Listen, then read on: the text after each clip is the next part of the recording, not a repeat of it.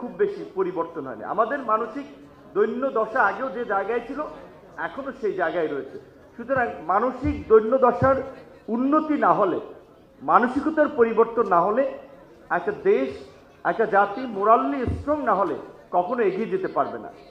দুর্নীতি অনিয়ম এই দেশের এই সমাজের প্রত্যেকটি অর্গানে রন্ধ্রে রন্ধ্রে আপনার ছড়িয়ে আছে। প্রধানমন্ত্রীর সাধারণ জীবনযাপন, সাধারণ দিক নির্দেশনা দেখেন, আমি ব্যক্তিগতভাবে খুব এনকারেজ হই। একটা অনুষ্ঠানে দেখলাম এরকম একটা অনুষ্ঠানে কথা বলছেন, কোনো কারণে টিস্যু দিয়ে বোধহয় তিনি হয়তো ধরেন তার মুখের বা নাকের ধারে নিয়েছেন, টিস্যুটা সামনে ফেলা নাই, দেখলাম পকেটে নিয়েছেন প্রধানমন্ত্রী। মানে এরকম ছোটোখাটো ঘটনা, এগুলো তো ওই আমাদের জাহাঙ্গীরনগরের ভাইস চ্যান্সেলর স্যারের সাথেও অনেক আন্দোলন সংগ্রামে দেখা হচ্ছে, বক্তব্য দিয়েছি, স্যার যেটা বললেন।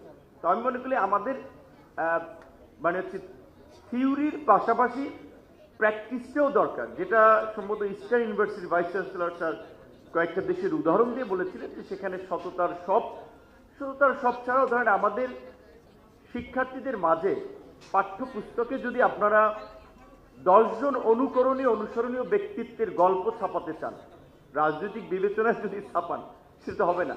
তো 10 জন অনুসরণীয় ব্যক্তিত্ব আমাদের জাতীয় নেতা আছে, তারা তো আছেন, কিন্তু এই সমসাময়িক সময় আমরা কাদের কথা আমরা আমাদের তরুণদের সামনে বলতে পারি যে তুমি তাকে ফলো করতে পারো।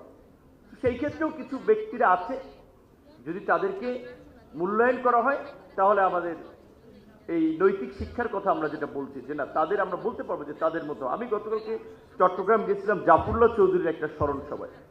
তো আমি আমার দেখা মতে আমার সময়ের মধ্যে আমি মনে করি যে জাফরুল্লাহ চৌধুরী একজন সেরা ব্যক্তিত্ব, আদর্শবান মানুষ, যার সারাটা জীবন তিনি মানুষের জন্য, দেশের জন্য সংগ্রাম করে গিয়েছেন।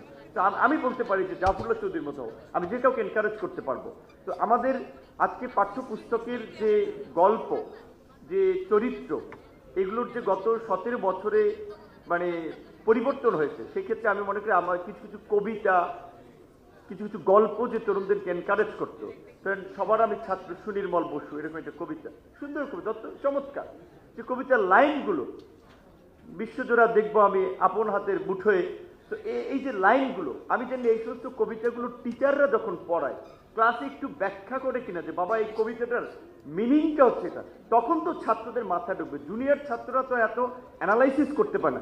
আমার দুর্ভাগ্য, আমি গ্রামের স্কুলে পড়েছি, আমি এই সমস্ত কবিতাগুলো বড় হয়ে বুঝতে পারছি, কিন্তু এর মিনিংটা ছোটবেলা অত বুঝতাম না। আমাদের দেশে হবে সেই ছেলে কবে কথায় না বড় হয়ে কাজে বড় হবে।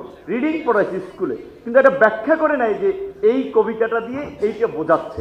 তো যাই হোক, আশা করি এখন শিক্ষা ব্যবস্থা, প্রযুক্তির সবকিছু এত উন্নত হয়েছে, এখনকার শিক্ষকরা অন্তত সেদিকে ফোকাস দেবে। শিক্ষকদেরকে দিতেই হবে, কারণ আমি জানি মাননীয় প্রধানমন্ত্রীর শিক্ষা এবং কর্মসংস্থান নিয়ে একটা কমিটি আছে, সেখানে প্রতিনিয়ত প্রায় ফলো আপ মিটিং হয়। সবুর ভাই যেটা মাহাদেবিন ভাই, এসালোক মিলন ভাই একটা সেমিনারের কথা এক্সাম্পল দিলেন যে প্রধানমন্ত্রী এটা নির্দেশনা দিয়েছেন যে একটা শিক্ষা আমাদের মোরাল ভ্যালুকে অ্যাড করা, কর্মমুখী শিক্ষা বিশেষ করে, এবং দেশে এবং বিদেশে শিক্ষিত অশিক্ষিত তরুণ এবং যুবকদের কর্মসংস্থান, আমাদের ডেমোগ্রাফিক ডিভিডেন্ডকে কাজে লাগানোর ক্ষেত্রে প্রধানমন্ত্রীর একটা ভালো কনসার্ন আছে। স্বাভাবিকভাবেই রাষ্ট্রের শীর্ষ পর্যায় থেকে যদি এই ধরনের কনসার্ন থাকে তাহলে সেটা রাষ্ট্রীয় নীতিতে তার একটা প্রতিফলন ঘটে। তো আশা করি আমাদের সর্বশেষ একজনে যেটা বলেছিলেন যে আমাদের দেশের চিকিৎসাটা দেশে নেওয়ার ক্ষেত্রে, আমি ব্যক্তিগতভাবে আমার অনেক বক্তব্য আছে ইউটিউব ফেসবুকে। তো এখন আমি এই জায়গা থেকে তো সরে আসতে পারবো না, আবার সরকারের দায়িত্বে থাকলে অনেক কথা বলা যায় না।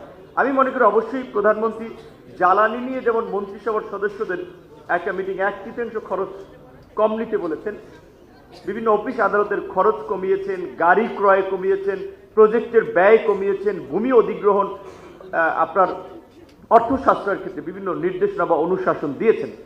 আশা করি যে কোনো সময় প্রধানমন্ত্রী নিশ্চয়ই এই চিকিৎসার বিষয়ে একটা নির্দেশনা দেবেন, কারণ স্বাভাবিকভাবে আমি ক্যাবিনেট সদস্য, আমি মন্ত্রী, আমি যদি দেশের চিকিৎসা আস্থা না রাখতে পারি তাহলে আমার দেশের চিকিৎসাটা ডেভেলপটা কোথায় হবে? আর যখন আমি ঢাকা মেডিকেলে চিকিৎসা নেব, আমি বরিশাল শেরেবাংলা মেডিকেল কলেজে চিকিৎসা নেব, 2 দিন ভর্তি থাকবো, আমার কারণে হলে ওখানকার চিকিৎসা ব্যবস্থার ডাক্তারদের পরিষ্কার হসপিটালের পরিচ্ছন্নতা থেকে ম্যানেজমেন্টে একটা গতি আসবে, ভালো একটা চিকিৎসা হবে।